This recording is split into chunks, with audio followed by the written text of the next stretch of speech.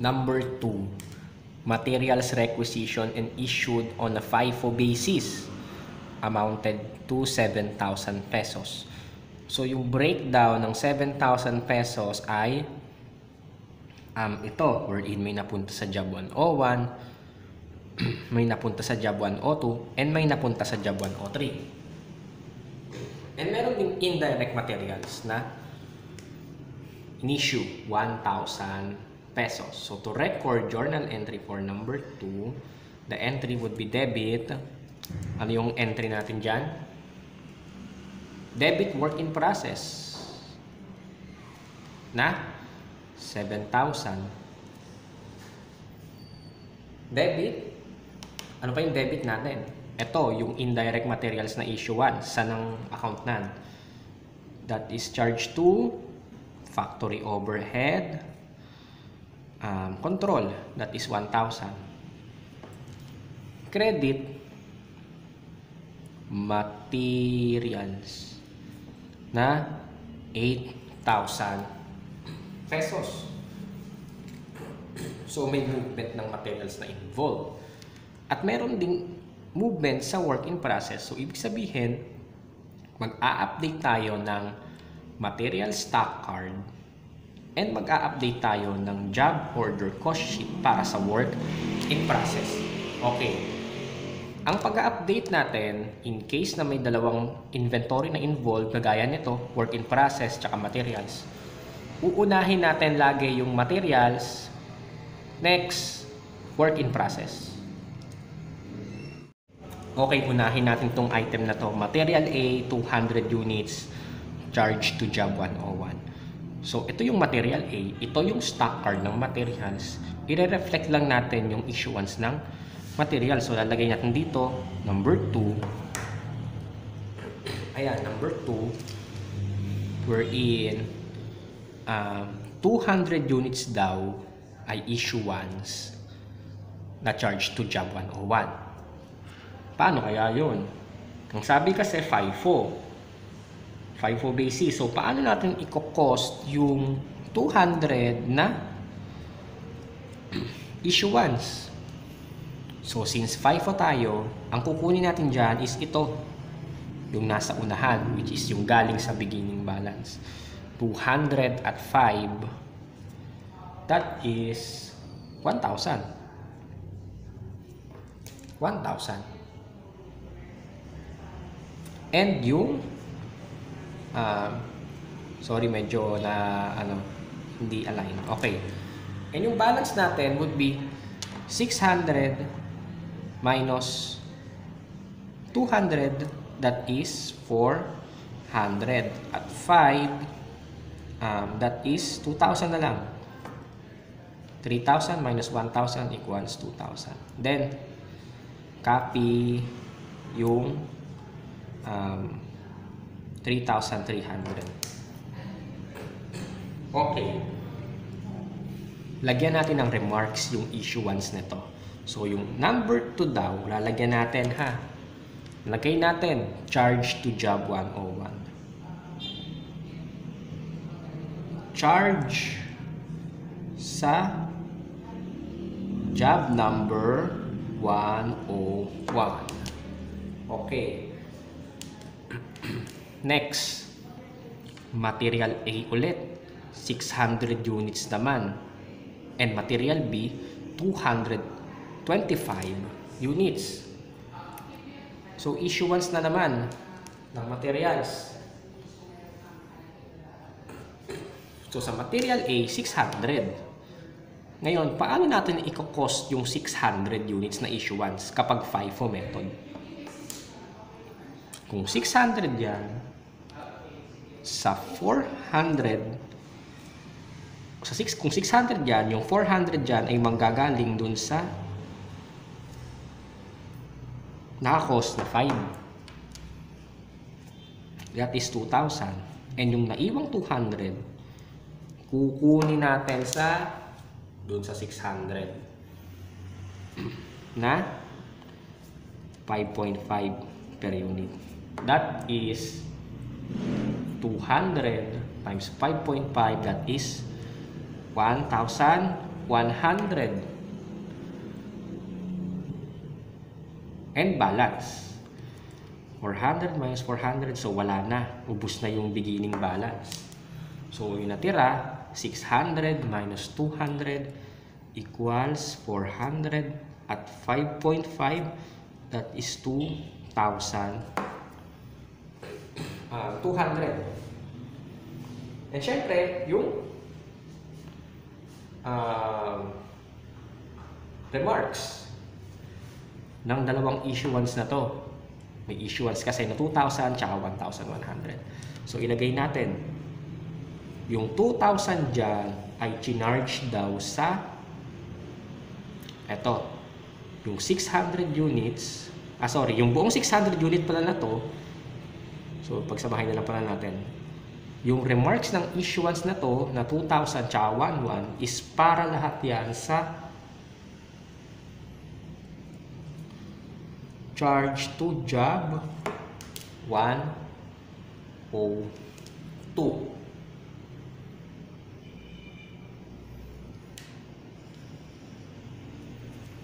Okay, so tapos na yung 600 ng materials A. Materials A pa lang tayo, hindi pa natin nagagalaw yung material B, which is may issuance daw na 225 units. Na-charge naman din sa 102, job 102. Okay, sa material B naman, 225 daw ay na-charge dun sa job 102. So, issuance ulit, 225. So, saan kukunin yung 225 na yan? Lahat yan ay dito sa 4 pesos per unit kukunin. 225 at 4 pesos per unit. That is 900. 350 minus 225, that is 125 at 4 peso per unit. That is 500. And kukopihin lang natin yung hindi nagalaw na portion ng materials. Ayan. And syempre yung remarks. So ito ay number 2. Saan daw chinarge? Sa job 102. Job 102. Charge to job 102. So, tapos na tong 225. Meron pang kasunod. Material B ulit, 425 units. This time, charge to job 103. Job 103. So, another issuance ulit ng materials. Material B. 425 units. Since tayo ay FIFO, yung 125 dyan, kukunin dun sa 4. That is 500. And yung naiwang 300, so ubus na to, no? And yung naiwang 300, remember, 425 to, no? So, yung 125 galing sa 4 pesos per unit, and yung 300 manggagaling sa 5 pesos per unit. That is 1.5. Therefore, ang balance ng material B would be 500 at 5. That is 2,500. And syempre yung remarks natin for issuance, saan to charge? Lahat daw yan charge to job 103.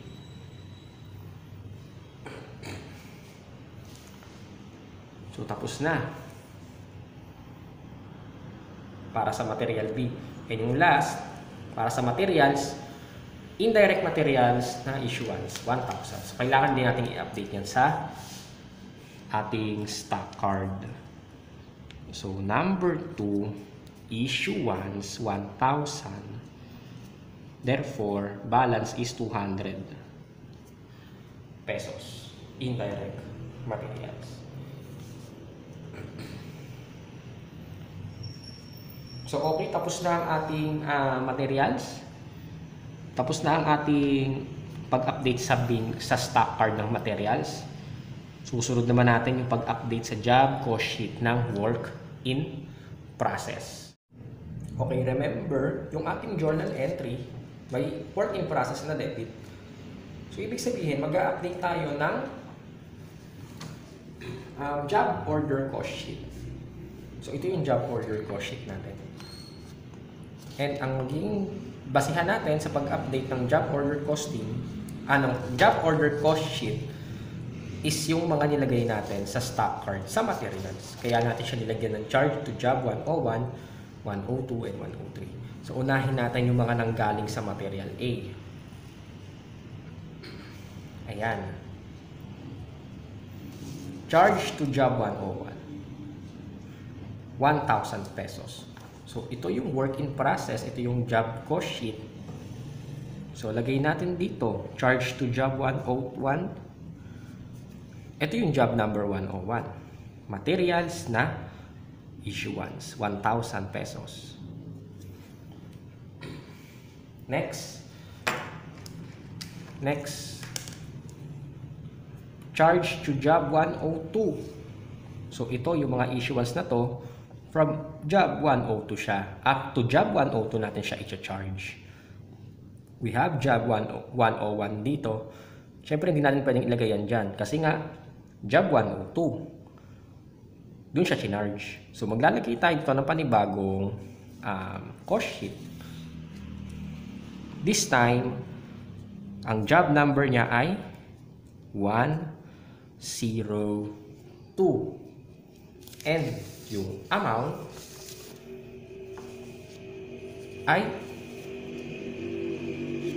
2,000 plus 1,100. That is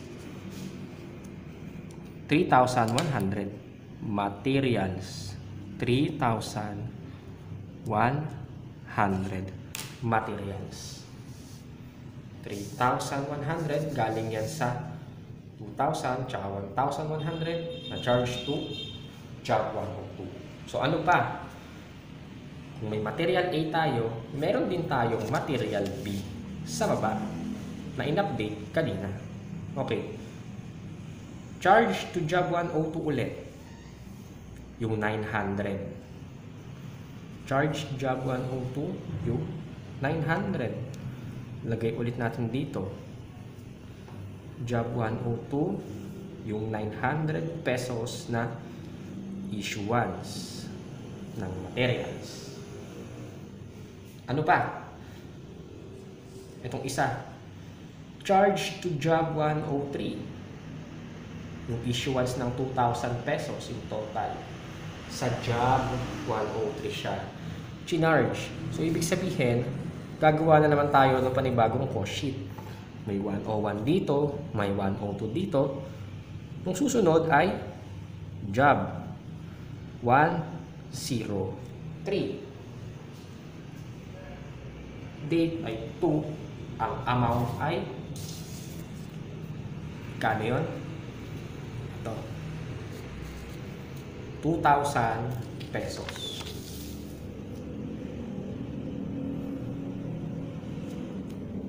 2,000 pesos. So, na-update na natin yung job cost sheet for transaction number 2. So, ang total na charge natin na materials ay 1,000 plus ito ay 4,000. So, 1,000 plus 4,000, 5,000 plus 2,000 equals 7,000 pesos, which is equivalent din sa debit ng work in process na 7,000 pesos. Next, number 3. Number 3 naman tayo. Material B, return to vendor 70 units at 5 pesos. So, debit, accounts payable, credit, materials. Purchase return ang nangyari, 70 times 5, that is 350 pesos. So, may materials na naman na involved. Anong gagawin? Update si stock card. Ito ay material B. So, gagawin natin dito. Ito yung material B. Number 3. So, ito ay purchase returns. Purchase returns na 70. Pabawas sa purchases. Ang cost niya ay 5 pesos. 350 yung purchase return. 500 minus 70, that is 430 units. At 5, that is 2,150. 25 minus 350 equals 2,150.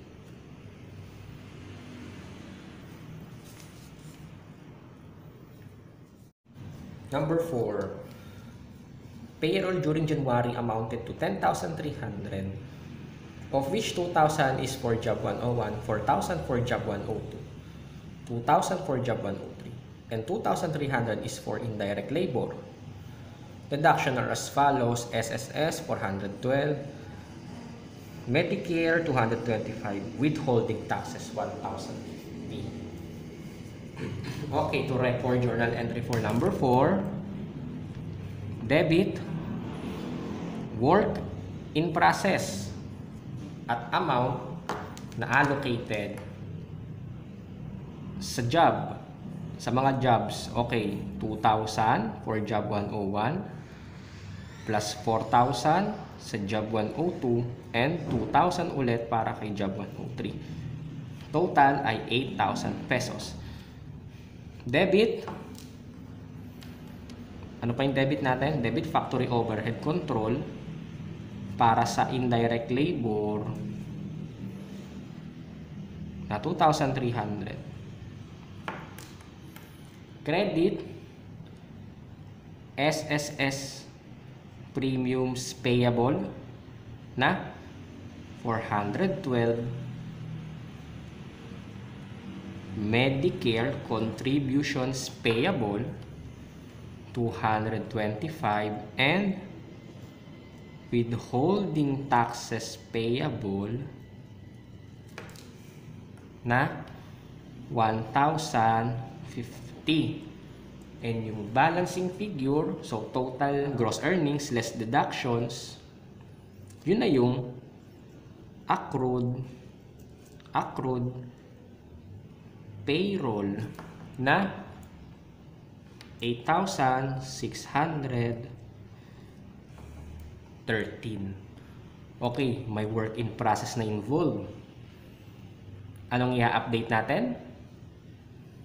Job order cost sheet. Okay, balikan natin yung job order cost sheet.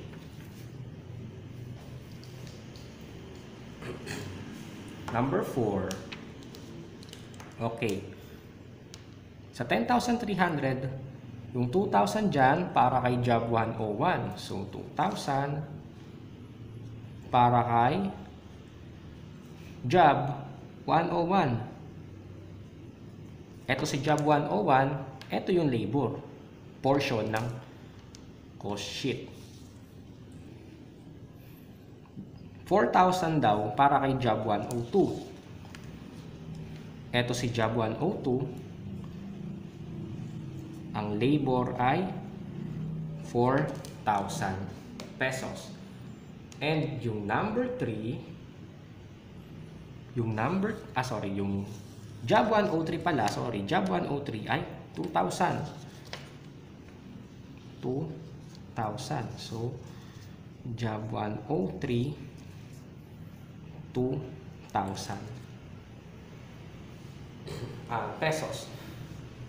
Okay, kada may account na materials, kada may account na work in process, update si stock card at si job order cost sheet. Next, number 5. Number 5, factory overhead is applied on the basis of 100% direct labor cost. So number 5, debit work in process, credit factory overhead applied at what amount? 100% ng direct labor cost. And ang direct labor cost natin is 8,000. So 8,000 yung factory overhead applied 100% ng direct labor cost, which is 8,000 pesos. Okay, may work in process account na naman. So mag-update na naman tayo ng job order cost sheet. Okay, for number 5, overhead, which is 100% down ng direct labor. So ito yung direct labor, 2,000. So 2,000 din yung overhead sa job 101. Sa job 102, 4,000. And sa job 103, 2,000 pesos.